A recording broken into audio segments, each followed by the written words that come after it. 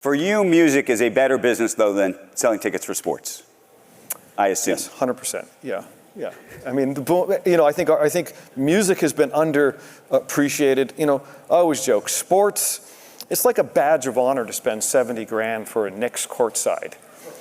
They beat me up if we charge $800 for Beyonce, right? So it's we have a lot of runway left, right? So when you read about the ticket prices going up, it's still average concert price is $72. Try going to a Laker game for that, and there's 80 of them or whatever the hell. So the concert is underpriced. Has been for a long time. This morning, Ticketmaster is facing a civil lawsuit that echoes the frustrations of fans. I would click on it and it would instantly be like, no, this ticket is sold. You can rebuy it for $9.50.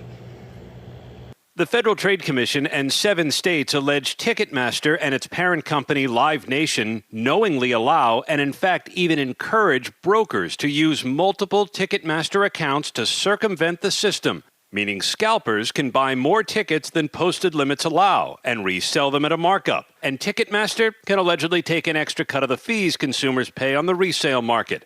In the last 5 years, the lawsuit says Ticketmaster made close to $1 billion in resale fees. Shares of Live Nation closing 2% lower today after the Federal Trade Commission sued Live Nation and Ticketmaster over what it alleges are illegal ticket resale tactics.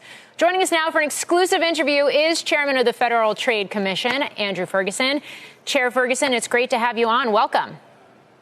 Be here. Thanks for having me on. So let's start right there with this lawsuit. You filed in California today. 7 states joined in as well. What is the basis for the suit?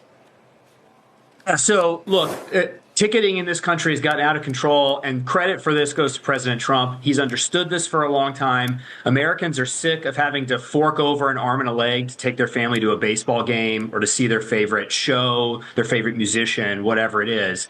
And he issued an EO in March that told the federal government and the FTC in particular, do something about this. Use your legal authorities to try to help Americans be able to do this thing that we love. It's a huge part of our culture, which is going to live sporting events and live shows. So we filed this suit today against Ticketmaster, and we've got 3 things that we're saying have been going on. The first is that Ticketmaster has not been honest about its pricing, that it's posting prices on its website and then jacking up some fees after you move through the purchase flow, and that violates the FTC Act. The second thing is that we say that they have been misrepresenting, being totally deceitful about how many tickets are actually available for purchase on the primary market. I mean, look, we all know when you log on to try to get tickets to a football game or tickets to a concert, it says that there are a certain number of tickets available, but it never seems like there are that many available. And that's because brokers have been coming in and buying up huge swaths of them. Ticketmaster has known this all along, but it's still posting those ticket numbers on their website. That's deception. That's not allowed under federal law. And then the third, and the most important, is we've got this law called the Better Online Ticket Sales Act. And the point of this law was Congress recognizing that brokers were using methods to get around ticket limit controls, buy up tons of tickets, and then sell them for massive profits on the secondary market. And what we found in our investigation is evidence that Ticketmaster knew this was happening and let it happen because a lot of these sales were then going to Ticketmaster's secondary ticketing platform. So the CEOs and the board members and the executive shareholders across the United States have no real fear that the government's going to intervene and get in between their greed and siphoning the rest of the money out of the middle class, because they haven't been, and they do what they want continuously. Let's start with junk fees. For some reason, Republicans just love them. A few months ago, a Republican congressman said, and I quote, "Junk fees don't exist, okay? That's a figment of Rohit Chopra's imagination." So, Director Chopra, we have you here. I figured I'd go straight to the source. Are junk fees a figment of your imagination, like Bigfoot?